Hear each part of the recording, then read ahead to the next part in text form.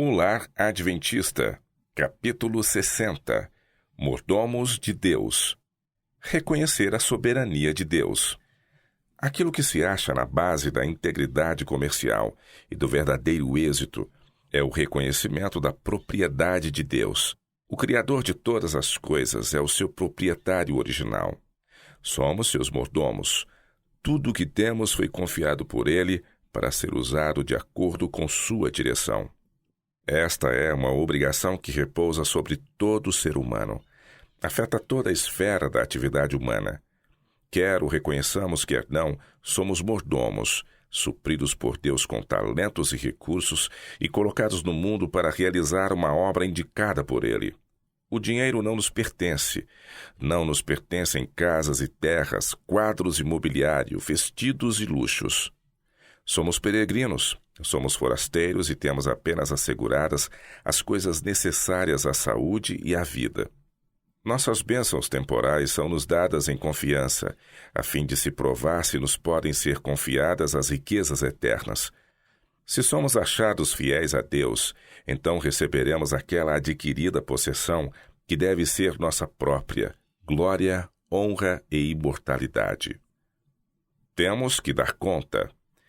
Se nosso povo tão somente entregasse à causa de Deus o dinheiro que lhes tem sido entregue em depósito, aquela porção que gastam em satisfação egoísta, em idolatria, acumulariam em tesouro no céu e estariam fazendo exatamente a obra que Deus deles requer. Mas, como o homem rico da parábola, eles vivem suntuosamente. O dinheiro que Deus lhes entregou em confiança, a fim de ser usado para a glória de seu nome, não se detém para considerar sua responsabilidade diante de Deus. Não consideram que haverá um dia de ajuste não muito distante, quando terão de dar conta de sua mordomia.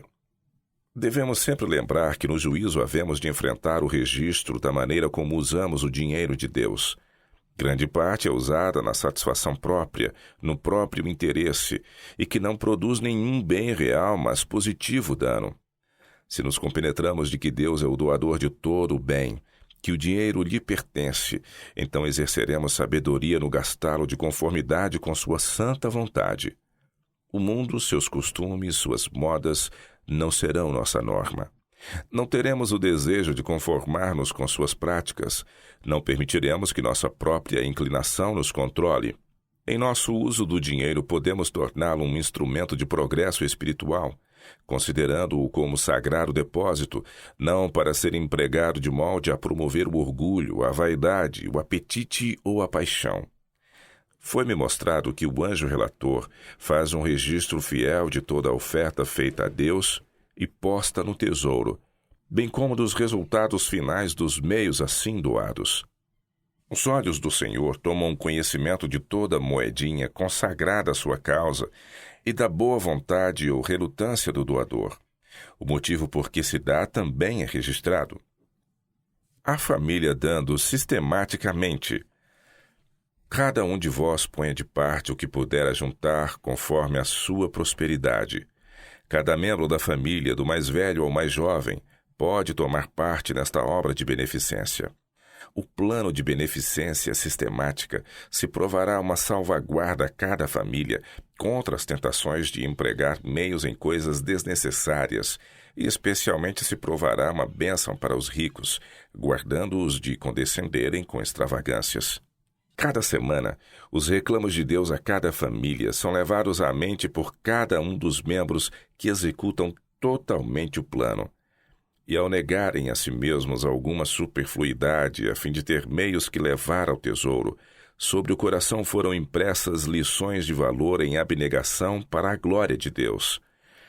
Uma vez por semana, cada um é posto face a face com os fatos da semana passada.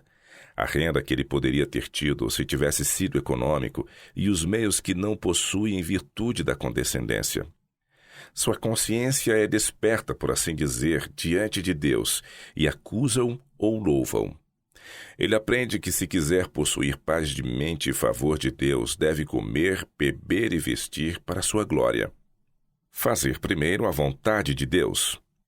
As reivindicações de Deus têm a primazia. Não fazemos sua vontade quando lhe consagramos aquilo que resta depois de suprir nossas supostas necessidades. Antes de gastarmos uma só parcela de nossos rendimentos, devemos separar e oferecer a Deus a parte que de nós requer. Na velha dispensação, uma oferta em ações de graças era conservada sempre queimando sobre o altar, evidenciando assim a eterna obrigação em que estamos para com Deus. Se somos prósperos em nossos negócios seculares, é porque Deus nos abençoa. Uma parte de nossa renda deve ser consagrada aos pobres e uma grande parte à causa de Deus. Se dermos a Deus o que Ele pede, o restante será santificado e abençoado em proveito nosso.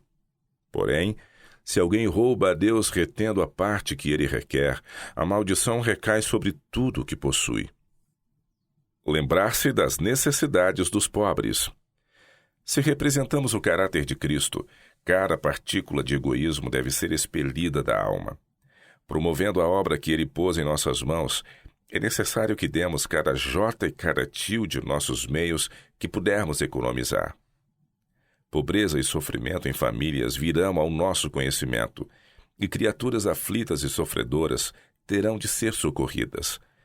Pouco sabemos do sofrimento humano que existe em toda parte em torno de nós, mas quando temos a oportunidade devemos estar prontos para oferecer imediata assistência aos que estão sob severa opressão.